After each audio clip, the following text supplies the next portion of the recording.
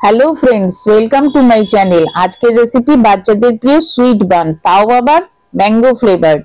Oven OTV ছাড়াই তোমরা এটা বানিয়ে ফেলতে পারবে। রেসিপিটা শেষ পর্যন্ত দেখার অনুরোধ রইল।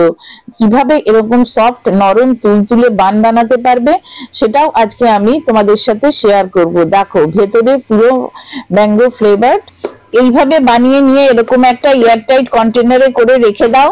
তাহলে let's start this recipe easy cooking with me. প্রথমে দেখো, বানটা বানানোর জন্য এখানে আমি 2 কাপ মতো ময়দা নিয়ে নিচ্ছি। তোমরা ইচ্ছা করলে আটা দিয়েও বানাতে পারো, বা অর্ধেক আটা বা অর্ধেক ময়দা দিয়েও তোমরা এই বানটাকে বানাতে পারবে। আমি আজকে সম্পূর্ণ ময়দা দিয়েই বানাচ্ছি। 2 কাপ মতো ময়দা নিয়ে নিলাম। এবারে এর ভেতরে দিয়ে দিচ্ছি 1/4 কাপ মতো গুঁড়ো দুধ আর হাফ টিস্পুন মতো লবণ দিয়ে এবারে এই সবগুলো ময়দার সাথে খুব ভালো করে মিশিয়ে নিতে হবে। দেখো, এরকম ভাবে মিশিয়ে নিয়েছি। নিয়ে মাঝখানটা একটু আমি গর্ত করে নিচ্ছি। আমি আগে থেকে আর এটাকে আলাদাভাবে গরম জলে ইস্টটাকে ভেজাইনি। এখানে 2 কাপ ময়দা নিয়েছি, সেই জন্য আমি 1 টেবিল চামচ মতো ইস্ট দিয়ে দিলাম। এটা ইনস্ট্যান্ট ইস্ট। এবারে এখানে 2 চামচ, যেহেতু সুইট বান বানাচ্ছি, 2 চামচ চিনি দিয়ে দিলাম। আর এখানে ঈষদুষ্ণ জল নিয়ে নিয়েছি। জলটা কেন ঈষদুষ্ণ গরমই থাকে। আজকে আমি যেহেতু গুঁড়ো দুধ ব্যবহার করেছি, আমি দুধ দিয়ে মাখাইনি। তোমরা যদি গুঁড়ো দুধ ব্যবহার না করো তাহলে এই ডোটা তোমরা লিকুইড দুধ দিয়েও বানাতে পারো। এবার অল্প অল্প করে জল দেবে, দিয়ে এইটাকে মেখে নিতে হবে। একবারে কিন্তু বেশি জল দেবে না। দেখো, এটা আমার মোটামুটি হয়ে গেছে। এবার হাত দিয়ে এটাকে মাখাতে হবে। এরকম ভাবে মাখাতে হবে যেন একটা চটচটে এরকম ভাবে হয়, খুব নরম একটা ডো তৈরি হবে। এবারে এর ভেতরে 2 টেবিল চামচ মতো আমি বাটার দিয়ে দিলাম। বাটারটা দেবে, তাহলে কিন্তু খেতে বেশি ভালো হবে। তোমরা তেলও দিতে পারো। দিয়ে বাটারটা ভালো করে মিশিয়ে নিয়ে এরকম ভাবে টাক করে দিতে হবে। দিয়ে এটাকে এরকম উল্টে দিয়ে একটুখানি হাতে তেল নিয়ে বাটিটার চারপাশে এরকম ভাবে একটু তেল লাগিয়ে নেবে, যাতে এটা যখন ফুলবে তখন বাটির গায়ে লেগে যাবে না। উপর দিয়ে একটু তেল লাগিয়ে নিচ্ছি।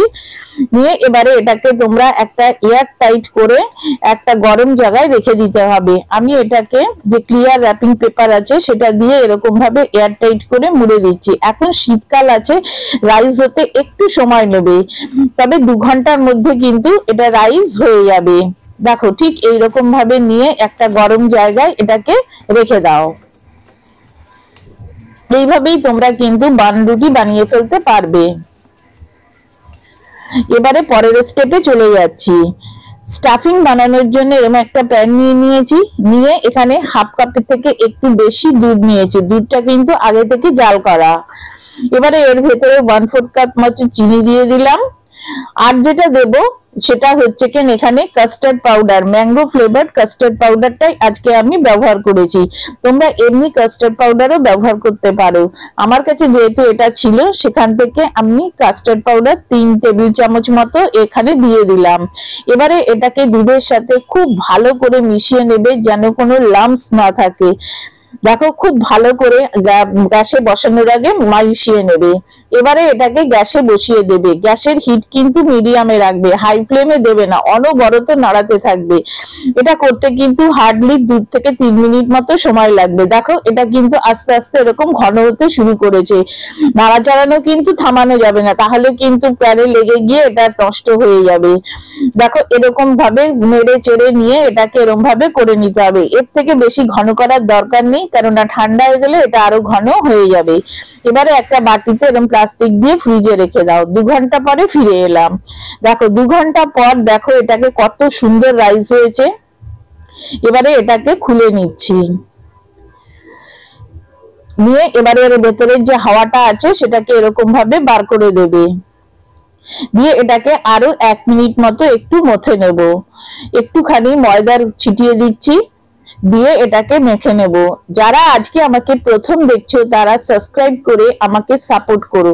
আর ভালো লাগলে লাইক কমেন্ট শেয়ার করতে ভুলো না। খুব বেশি কিন্তু মেশাতে হবে না, 1 মিনিট মতো এটাকে এরকম ভাবে মিশিয়ে নেবে। নিয়ে এবারে একটুখানি আমি লম্বা করে নিচ্ছি।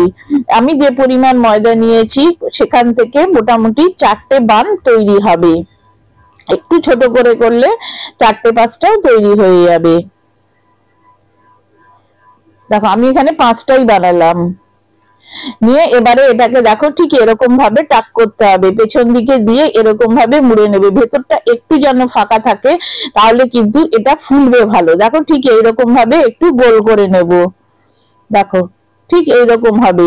এবারে একটা বাটার পেপার নিয়ে এই বাটার পেপারের উপর এটাকে রেখে দিতে হবে। সবগুলো ঠিক এইভাবেই আমি বানিয়ে নিয়েছি।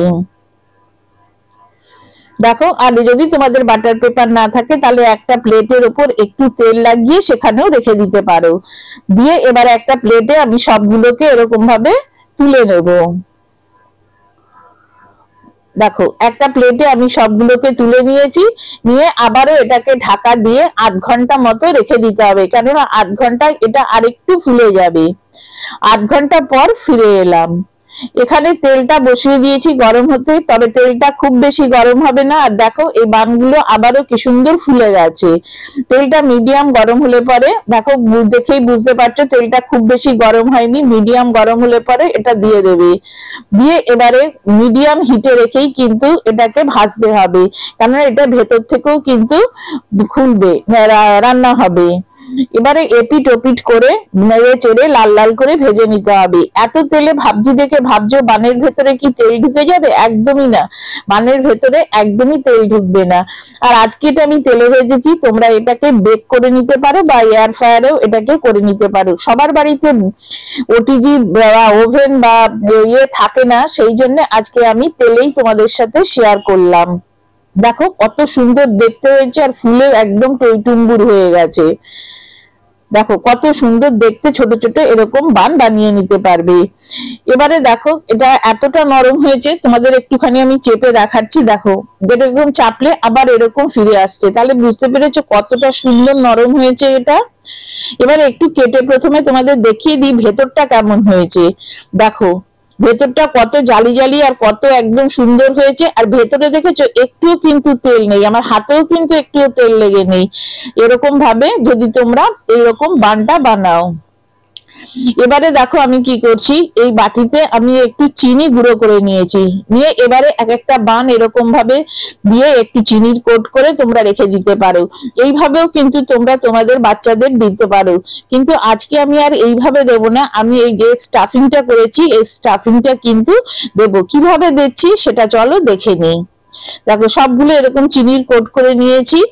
এবারে একটা বান নেবে, নিয়ে একটু ছুরি দিয়ে এটাকে একটু স্লিট করে নেবে এরকম ভাবে। দেখো ভেতরটা কিন্তু একদম ফাঁকা হয়ে গেল। এই দেখো দেখতে পাচ্ছ যেরকম, এইভাবেই সবগুলো আমি একটুখানি এরকম ভাবে চিড়ে নিয়েছি। ভেতরটা দেখো এরকম।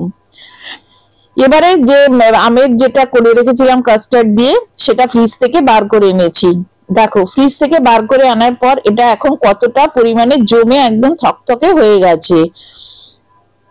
এবারে এটাকে একটু ব্লেন্ড করে নিতে হবে, সেই জন্য আমি একটা বাটিতে নিয়ে নিলাম, একটু বড় বাটি, এটা ছোট বাটিতে ছিল। নিয়ে এবারে এরকম একটা ব্লেন্ডার দিয়ে এটাকে ব্লেন্ড করে নিতে হবে। 1 মিনিট মতো ব্লেন্ড করলেই কিন্তু হয়ে যাবে। দেখো 1 মিনিট পর এটা একটা কত সুন্দর স্মুথ একটা পেস্টের মতো তৈরি হয়ে গেছে। দেখো এটা একদম এরকম থকথকে হবে। এ দেখো একটু নাড়া লাগলেও কিন্তু পড়ছে না। এবারে একটা পাইপিং ব্যাগে এটাকে আমি ভরে নিয়েছি, তাতে আমার ভরতে সুবিধা হয়। এবারে একটা বান নেবে, নিয়ে যেখান থেকে কেটেছিলে সেখানের মধ্যে এরকম ভাবে দিয়ে পুরোটাকে এরকম ভাবে ভরে নেবে। ঠিক এইভাবেই আমি সবগুলো করে নিচ্ছি। তাহলে বন্ধুরা আজকের রেসিপিটা তোমাদের কেমন লাগলো?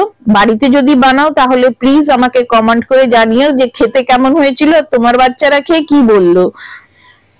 আর এরকম ভাবে বানিয়ে এরকম একটা এয়ারটাইট কন্টেনারে করে ফ্রিজে রেখে দাও, এটা কিন্তু 2-3 দিন খুব ভালো থাকবে। আমি ফ্রিজ থেকে বার করে নিয়ে আজকে তোমাদের আমি এটাকে একটু ভেঙে দেখাচ্ছি যে ফ্রিজে রাখার পরও কিন্তু বানটা একদম দেখো একদম নরম আছে। দেখো ভেতরটা কত সুন্দর। এইরকম ভাবে দিলে তোমার বাচ্চারা কিন্তু তোমার প্রশংসা না করে পারবে না, আর বারবার কিন্তু এইরকম বান বানানোর অনুরোধ আসবে। আজকে আমি আম দিয়ে করেছি, তোমরা ইচ্ছা করলে এর মধ্যে চকলেটও দিতে পারো, সেটাও কিন্তু বেস্ট ভালো হয়। পুরো রেসিপিটা শেষ পর্যন্ত দেখার জন্য তোমাদের সবাইকে অসংখ্য ধন্যবাদ। Thank you.